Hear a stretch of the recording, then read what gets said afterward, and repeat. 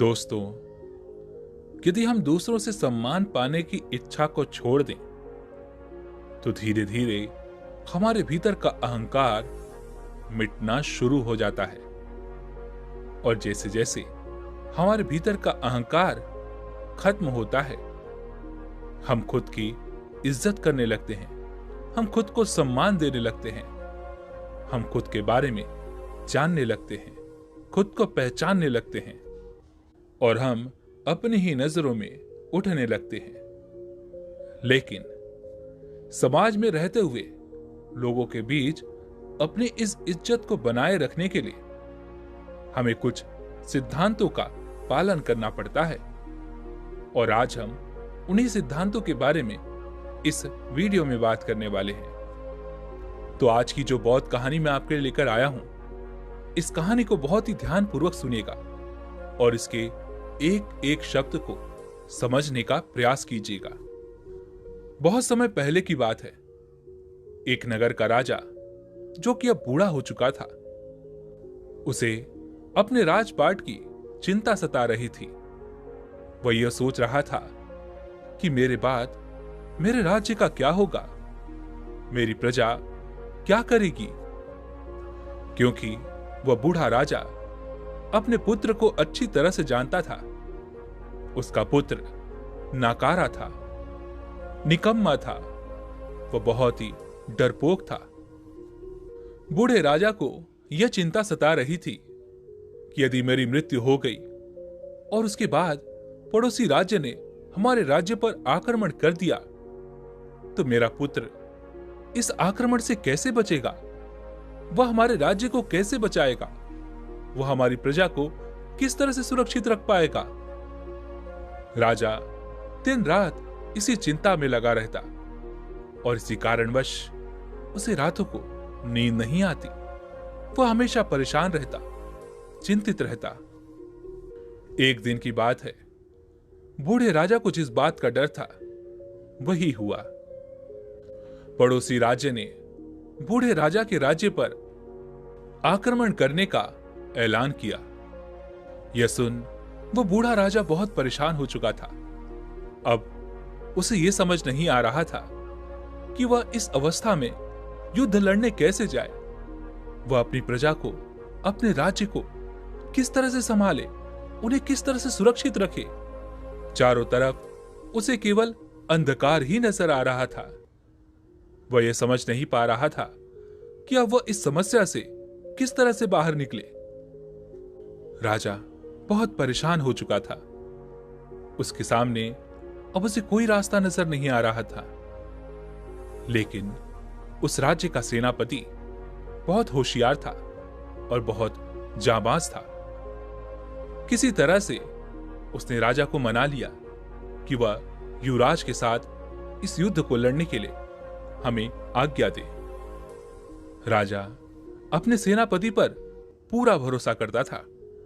वह सेनापति की बात मान जाता है और वह अपने बेटे युवराज को इस युद्ध के लिए जाने की अनुमति देता है। लेकिन राजा मन ही मन जानता था कि उसका बेटा नाकारा है, निकम्मा है। वह इस युद्ध को लड़ नहीं सकता। वह तो बहुत डरपोक है। वह तो जंग देखकर ही भाग खड़ा होगा। लेकिन फिर भी वह सेनापति की बात टाल नहीं पाता। सेनापति युवराज के साथ इस युद्ध को लड़ने के लिए रणभूमि पर पहुंचते हैं। विरोधी सेना अत्यधिक ताकतवर थी, किंतु सेनापति भी बहुत जाबाज था। किंतु इतनी बड़ी सेना देखकर युवराज का मन डर के मारे कांप उठा। वह भयभीत हो उठा और वह डर के मारे रणभूमि छोड़कर भाग गया। किंतु सेनापति ने अपनी बहादुरी दिखाई, अपने युद्ध का कौशल दिखाया और पड़ोसी राज्य को खदेड़कर अपने राज्य से बाहर निकाल दिया। सेनापति की बहादुरी और चतुराई के कारण बूढ़े राजा की सेना ने इस युद्ध को जीत लिया था। और इस युद्ध को जीतने के बाद युवराज ने सेनापति को अपने पास बुलाया और अकेले में बुलाकर युवराज सेनापति से कहता है सेनापति जी, मेरे पिताजी यह हरगिज पता न लगा पाए कि यह युद्ध मैं नहीं बल्कि आपने अपने कौशल और अपनी बहादुरी से जीता है। उन्हें इस बात की भनक तक नहीं लगनी चाहिए कि मैं इतनी बड़ी सेना देखकर यहां से भाग खड़ा हुआ था। उन्हें यही लगना चाहिए कि यह जीत मेरी वजह से प्राप्त हुई है और मैं ही इस जीत का असली हकदार हूं। सेनापति अपने राजा का बहुत वफादार था। उसने युवराज की बातों को मान लिया और युद्ध के बाद जब सभी लोग वापस महल लौट रहे थे तो युवराज की खुशी का कोई ठिकाना नहीं था। वह मन ही मन सपनों में डूबा हुआ था। वह यह सोच रहा था कि अब तो मेरे पिताजी मुझसे अवश्य खुश हो जाएंगे और अब वो राज सिंहासन भी मेरा ही है। जब मैं राजमहल लौटूंगा तो मेरे पिताजी मेरा बखान करेंगे, मेरी तारीफ करेंगे। लोगों के सामने मेरा मान सम्मान बढ़ेगा और लोग मेरी इज्जत भी करेंगे।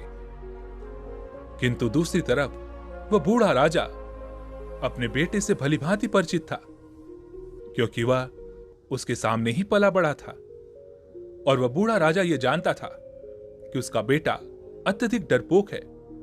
वह इस तरह का भयंकर युद्ध नहीं लड़ सकता।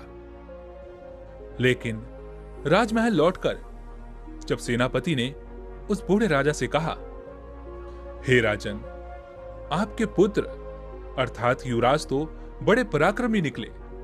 उन्होंने अपने कौशल, अपनी चतुराई के कारण पड़ोसी राज्य को हरा दिया। इसलिए इस जीत पर केवल और केवल युवराज का ही हक है।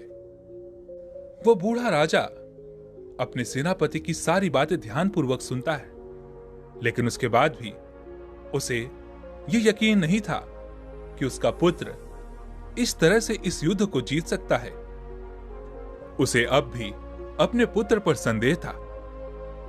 लेकिन फिर भी उस बूढ़े राजा ने सभी के सामने अपने बेटे की पीठ को थपथपाते हुए कहा, बेटा, आज पहली बार मुझे गर्व महसूस हो रहा है कि मैं तुम्हारा पिता हूं और तुम मेरे बेटे हो।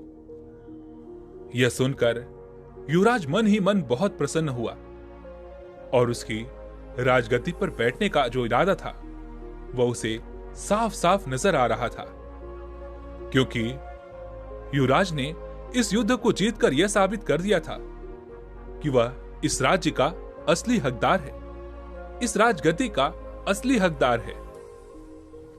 देखते देखते रात्रि का समय हो चुका था। युवराज अपने शयन कक्ष में आराम कर रहे थे। वह अपने ख्यालों में खोए हुए थे। तभी राजा ने सेनापति को अपने पास बुलाया और सेनापति से पूछा, सेनापति जी, मैं जानता हूं कि आज जो कुछ भी तुमने उस भरे राज दरबार में कहा था वह सत्य नहीं था। इसलिए मैं अब तुमसे सत्य जानना चाहता हूं।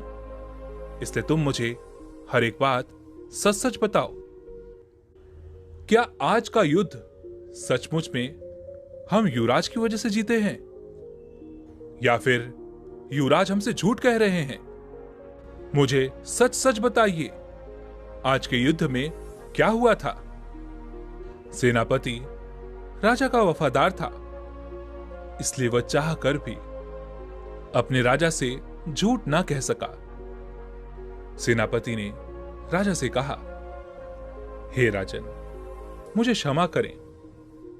उस भरे दरबार में मैं आपकी इज्जत कैसे उछाल सकता था? किंतु सच तो यह है कि युवराज उतनी बड़ी सेना देखकर भाग खड़े हुए थे। उन्होंने तो इस युद्ध में हिस्सा तक नहीं लिया और यहां पर आने से पहले उन्होंने मुझे चेतावनी भी दी थी। उन्होंने कहा था कि यह बात मेरे पिताजी को नहीं पता चलनी चाहिए, किंतु मैं आपसे ज्यादा देर तक यह बात छुपा नहीं सकता। इसलिए हे राजन, मुझे क्षमा करें।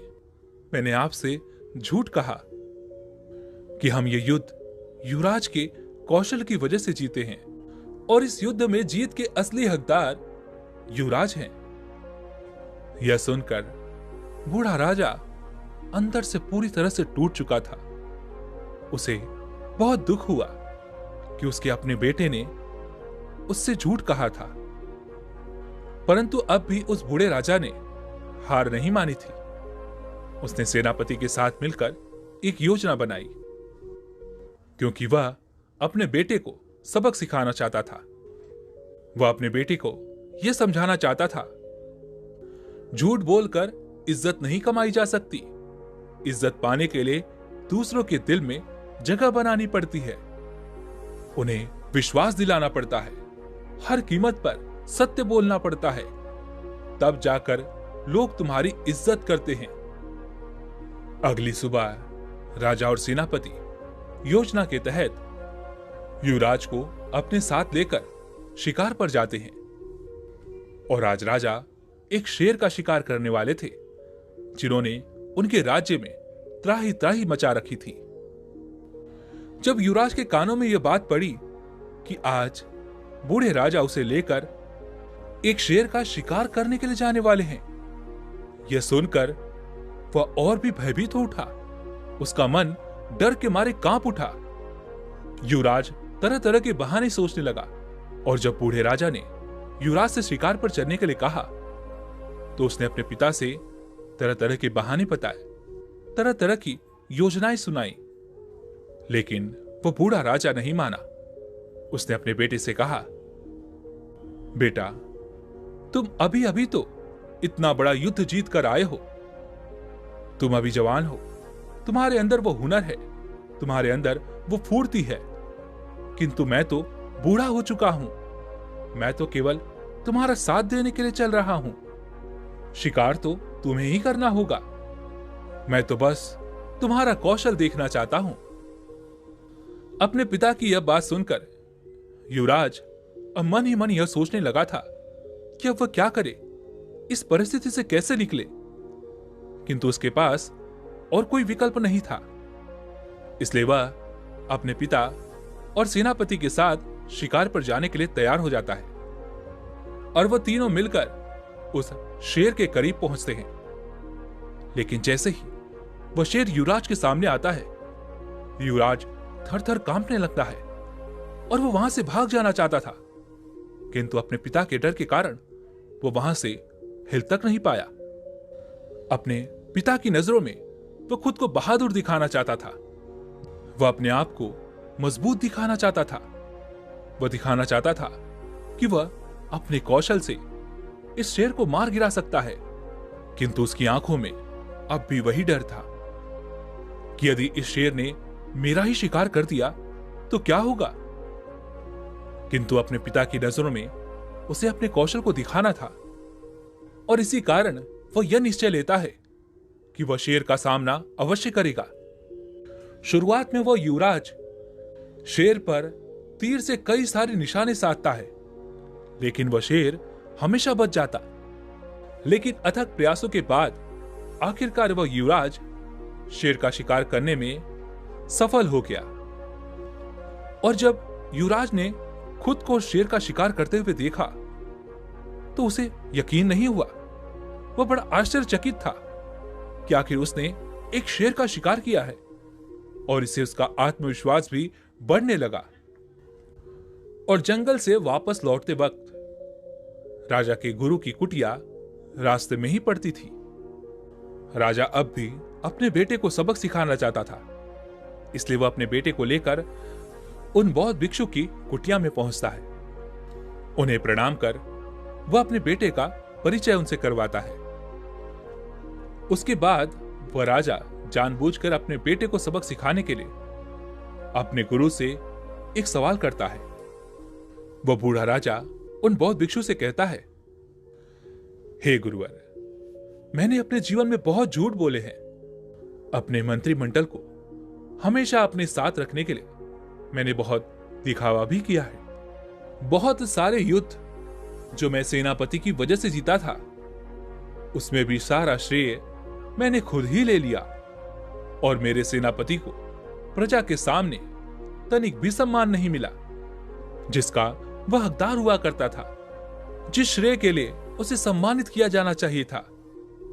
लेकिन अब मुझे मन ही मन बहुत दुख होता है, पछतावा होता है। लोग मेरे सामने तो मेरी इज्जत करते हैं, लेकिन पीठ पीछे मुझे लोग कायर कहते हैं, नाकारा कहते हैं, नाकाम कहते हैं। और जब यह बात मुझे पता चली तो मुझे मन ही मन बहुत बुरा लगा, मुझे बहुत दुख पहुंचा। इसलिए हे गुरुवर, आज मैं आपके पास आया हूं।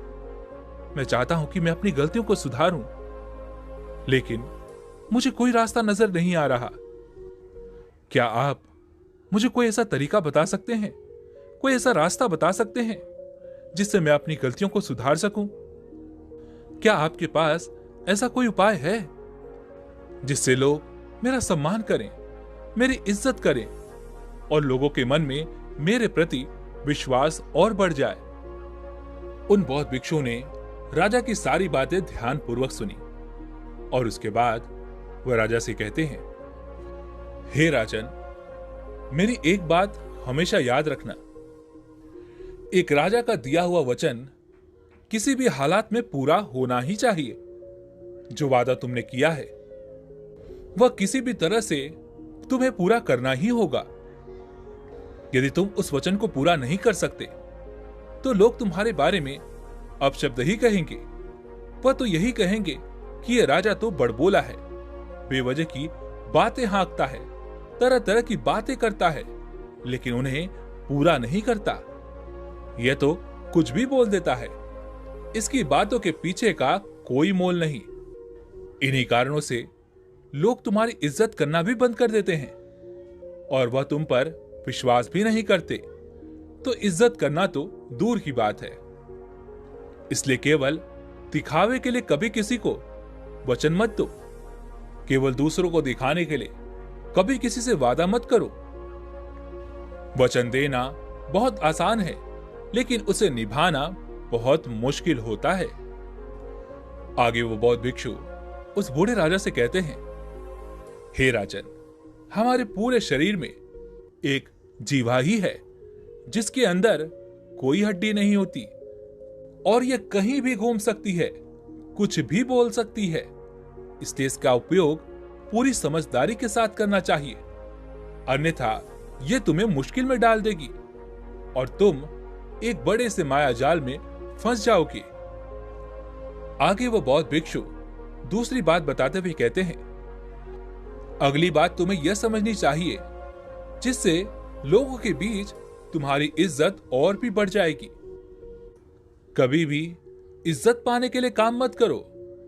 जब तक तुम दूसरों से सम्मान पाने के लिए काम करते रहोगे, तब तक तुम अपने खुद के अनुसार कभी काम नहीं कर पाओगे। तुम्हारे मन में हमेशा एक युद्ध चलता रहेगा कि लोगों को मेरा काम अच्छा लगेगा या नहीं लगेगा। यदि मैंने यह काम किया तो क्या लोगों को पसंद आएगा या नहीं आएगा। इसलिए किसी की अपेक्षा के अभिभूत होकर उसके अनुसार कभी काम मत करो। तुम अपने अनुसार काम करना सीखो। मस्त मौला हो। जो लोग मस्त मौला होते हैं वह लोग सम्मान पाने के लिए नहीं, वह तो काम अपने आनंद के लिए करते हैं, अपने आप को खुश रखने के लिए करते हैं, अपनी संतुष्टि के लिए करते हैं। और एक बात और याद रखना, यदि तुम सम्मान पाने के लिए काम नहीं करोगे तो कोई भी तुम्हारा अपमान नहीं कर सकेगा। आगे वो बौद्ध भिक्षु उस बूढ़े राजा को तीसरा उपदेश देते हुए कहते हैं, हे राजन, चाहे कितनी भी कठिन परिस्थिति क्यों ना हो, चाहे तुम्हारी जान पर ही क्यों ना बनाए, लेकिन तुम्हें हर परिस्थिति में सत्य ही कहना चाहिए, क्योंकि सत्य बोलने से ही लोग तुम पर विश्वास करते हैं, लोग तुम्हारी इज्जत करते हैं। लेकिन सत्य बोलना इतना आसान नहीं होता, क्योंकि सत्य बोलने की वजह से हो सकता है कि वह परिस्थिति तुम्हारे विपरीत काम करे, लोग तुम्हारे ऊपर क्रोधित हो जाएं, तुम्हें बहुत सारी दिक्कतों का सामना करना पड़े, क्योंकि सच हमेशा कड़वा होता है और बहुत सारे लोग उस कड़वे घूंट को पीकर शांत नहीं रह पाते। वह पलटकर उसका जवाब तुम्हें अवश्य देंगे। जो लोग सुनना चाहते हैं, जो लोगों को पसंद है, वह झूठ होता है, किंतु यदि तुम झूठ कहोगे तो वह हर परिस्थिति में तुम्हें खुद से दूर ले जाएगा। इसलिए सत्य का साथ कभी मत छोड़ना, हमेशा सत्य बोलना, फिर चाहे परिस्थिति कैसे भी क्यों ना हो। आगे वह बौद्ध भिक्षु राजा को अगला उपदेश देते हुए कहते हैं, हे राजन, तुम इस राज्य के राजा हो और यह पूरी प्रजा तुम पर ही निर्भर करती है। यह पूरा राज्य तुम पर ही निर्भर करता है। इसलिए कोई भी काम जब तुम करना चाहो तो वह सबकी भलाई के लिए होना चाहिए। सिर्फ अपने फायदे के लिए कभी मत सोचना, किंतु जब तुम अपने फायदे के लिए सोचोगे, अपने फायदे के लिए काम करोगे, तो तुम यह देखना भूल जाते हो कि तुम्हारे फायदे वाले काम से अन्य लोगों को कितना नुकसान हो रहा है। क्योंकि हमें तो केवल अपना फायदा नजर आता है, इसलिए चाहे लोगों को कितना भी नुकसान हो, इससे हमें क्या मतलब। ऐसा काम सिर्फ तुम्हें ही फायदा देगा, किंतु अन्य लोगों को इससे अत्यधिक नुकसान झेलना पड़ सकता है। और यदि तुम केवल अपने फायदे के लिए काम करोगे और उसके बाद भी तुम यह आशा करते हो कि लोग तुम्हारी इज्जत करेंगे, तो तुम सबसे बड़ी भूल कर रहे हो। इसलिए हे राजन, हमेशा न्यायप्रिय रहो, और केवल राजा ही नहीं बल्कि हर व्यक्ति के प्रति तुम्हें न्यायप्रिय होना चाहिए।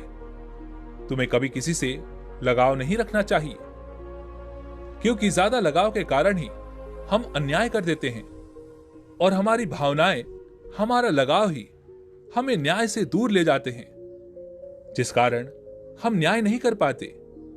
इसलिए अत्यधिक लगाव कभी मत करना और सभी के प्रति न्याय प्रिय रहना। और हाँ राजन, यह बात केवल तुम पर लागू नहीं होती, बल्कि यह बात हर उस आदमी पर लागू होती है जो एक गृहस्थ जीवन जी रहा है। गृहस्थ जीवन में जब भी कोई झगड़ा होता है तो आदमी लगाव के कारण न्याय करने की क्षमता खो बैठता है, जिससे वह लगाव के कारण कोई न कोई गलत फैसले ले ही लेता है, और इसी कारणवश घर परिवार में उसकी इज्जत कम होने लगती है, लोग उस पर विश्वास कम करने लगते हैं। लेकिन इसी के विपरीत घर के मुखिया को हमेशा न्याय प्रिय ही होना चाहिए। आगे वो बौद्ध भिक्षु राजा को अगला उपदेश देते हुए कहते हैं, हे राजन, मेरा अगला उपदेश बहुत ही ध्यानपूर्वक सुनना, क्योंकि एक राजा होने के नाते हमेशा तुम्हें सामाजिक होना चाहिए। उसे पता होना चाहिए कि उसके राज्य में आखिर क्या हो रहा है, क्या चल रहा है। इसके लिए उसे कभी कभी भेष बदलकर अपने राज्य का दौरा भी करना चाहिए। उसे पता करना चाहिए कि उसके राज्य की प्रजा किस हाल में है, वह अपना जीवन का गुजर बसर किस तरह से कर रही है, क्या उन पर कोई कष्ट तो नहीं है।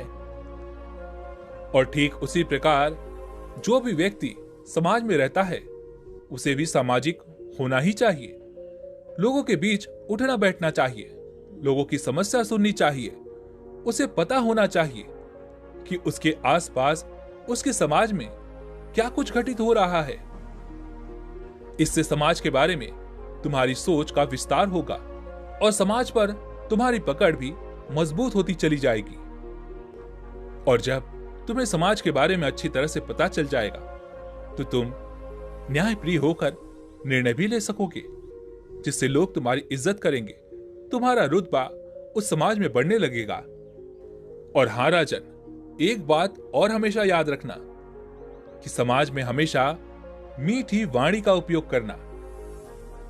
तुम्हारे भीतर चाहे कितना भी क्रोध क्यों ना उमड़ रहा हो, लेकिन अपनी वाणी हमेशा मीठी ही रखना, क्योंकि हमारी वाणी ही एक ऐसा हथियार है जो लोगों को हमारे पास खींच कर लाती है। और जो लोग इस बात को समझ लेते हैं, अपने जीवन में उतार लेते हैं, वह हर एक व्यक्ति के दिल में अपनी जगह बनाने में समर्थ हो पाते हैं। बात चाहे कैसी भी हो, चाहे वह कितनी भी कड़वी क्यों ना हो, यदि उसे सही अंदाज से और मीठी वाणी का उपयोग करके कहा जाए तो वह सामने वाले को इतनी नहीं चुभती। जो सामने वाले को दुखी करने के लिए कड़वी जुबान से बोला गया हो।